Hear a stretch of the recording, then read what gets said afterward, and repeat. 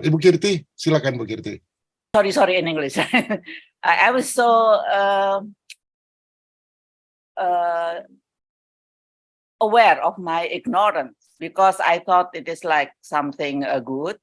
But then from the discussion tonight, I was aware that we are so, or I'm so ignorant, and now I realize that it is not as good as, because I'm so, like superficial. I just look at as a common people without having background or experience, just from the news only.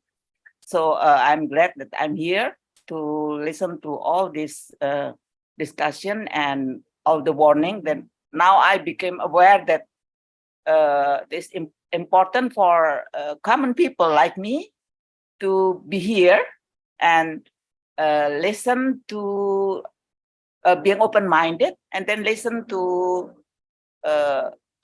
be ready to be, surprised or something. Yeah. So thank you, Pak Richard, for allowing me here as I'm not a scientist, just a number of people in this case. Yeah. Thank you. Thank you. Ibu Kirti is always an inspiration for me. I've been already 20 years for that. And I think, Bu, if people see this program and then we continue with this, there will be many people like you that do not know, do not hear, and become educated. That's why I think, Pak Tjok, you need to do something also, Pak Tjok. I give to you the floor.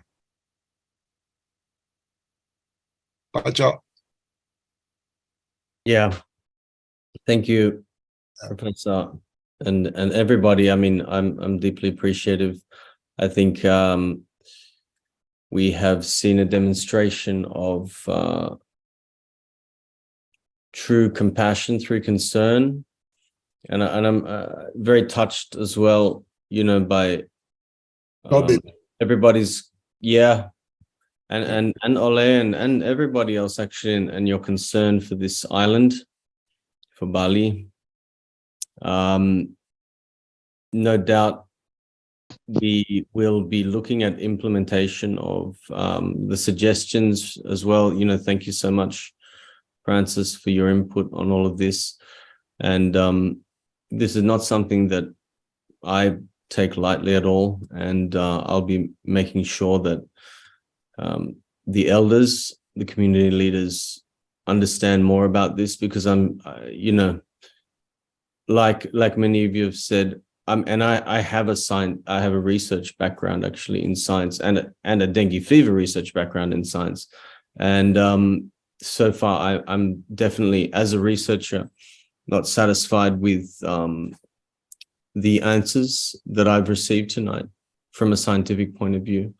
I don't think that there is basis to implement something of this gravity and of this nature, that again is not just about the welfare of humans, but it's also about the welfare of the entire ecosystem and the microbiome.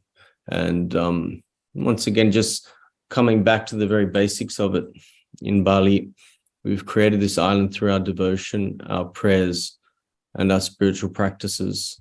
And yes, I would have said once upon a time our respect for nature, although that is failing in many regards. I think that we need to be very, very cautious with how this proceeds, as it's one thing to eradicate pests with external means, but to then start playing around with the internal workings of the microbiome is perhaps opening Pandora's box. And do we really need this? And the social, economic, but mostly the health and welfare implications.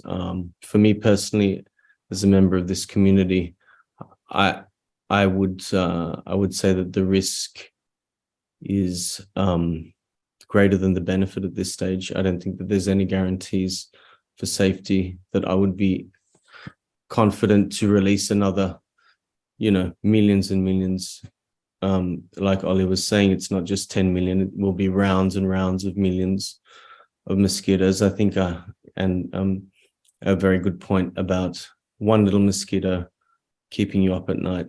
I don't think we need any more personally.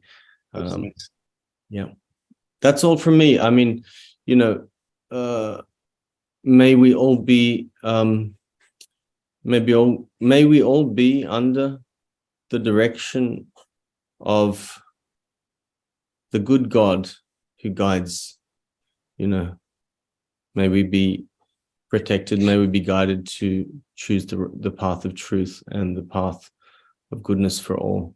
Thank you. That's all I'd like to say. Wow, that's very deep, Tjok. That's very deep. And I don't think that it's coincidence. It's all synchronicity that we have a good intention. We don't point our finger to anyone, but we want to benefit for everyone.